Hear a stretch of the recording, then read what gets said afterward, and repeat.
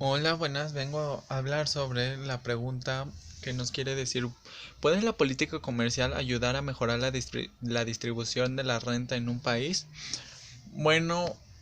eh, pues de hecho sí puede mejorar mucho. Como vimos hace poco en la guerra comercial con China y Estados Unidos, ellos sumaron sus aranceles para que literalmente como que dejaran de comerciar tanto con ellos mismos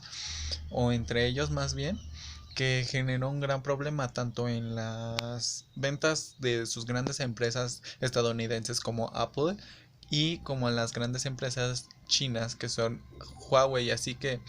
si tal vez no se hubieran tomado esas medidas y la política fuera un poquito más de libre competencia, sí se tendría un buen un, una buena distribución de la renta en un país, y de hecho esto incluso haría que otras empresas, por ejemplo la China, de hecho regreso, que regresen que regresen o más bien se establezcan en Estados Unidos y creen empleos para varios estadounidenses que, como podemos ver en el documental, muchos no tienen empleo, y si lo tienen tienen que dejar sus casas y literalmente dejar las casas. No es como de que, ay, dejo mi casa para ir al trabajo y después regreso. No, literal las dejan, las venden o simplemente dejan de rentar porque el sueldo es muy mísero, y a pesar de toda la joya que nos hablan que es Estados Unidos y que se han encargado tanto en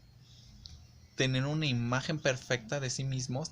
que no es cierto, porque literalmente incluso hasta las ciudades más famosas de Estados Unidos como Los Ángeles tienen tantos pobres, tienen tantos homeless que viven en la calle y tratan de superar este gran declive, como nos hablan en el documental, que hay muchos que sí, o sea, se recuperan rápido y regresan a sus vidas de antes, que no es cierto, porque en realidad se van a rentar a un lugar más barato, a los suburbios o incluso a lugares peligrosos que ponen a los ciudadanos en tanto peligro que la política no alcanza a ver. Luego nos damos cuenta que en Estados Unidos, a pesar de que tenga esta gran imagen de perfección, no es cierto, porque no tienen sectores públicos.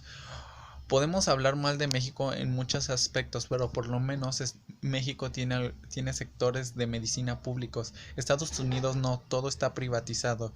Tienen que pagar por medicinas o por operaciones, incluso por consultas. Que hay personas que son bondadosas y entienden en las posiciones en las que están los pobres, que literalmente ellos se apiadan de los pobres y agarran y hacen su beneficio o su obra, su obra del día, y van a dar consultas gratis, e incluso organizaciones que en verdad sin fines de lucro van a ayudar a las personas, como lo podemos ver, y las personas terminan muy lastimadas. De hecho, como podemos ver en el documental, para quitar esta pobreza, un presidente de hace muchos años de Estados Unidos le declaró la guerra a la pobreza, e hizo esto y creó unos cupones más bien para acabar con esto, pero estos cupones de hecho ya no les alcanza para el fin de mes. Incluso Trump ha querido quitarlos para tener más ingresos en el país por su gran obsesión de ser el policía del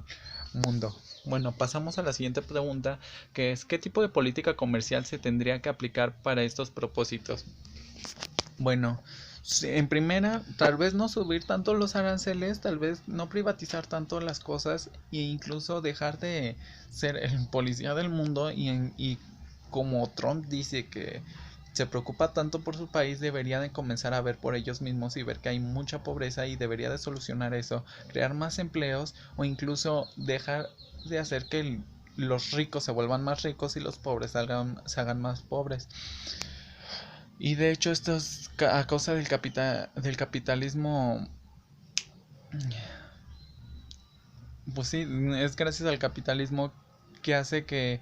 literalmente algunos no tengan competencia y no tengan oportunidad,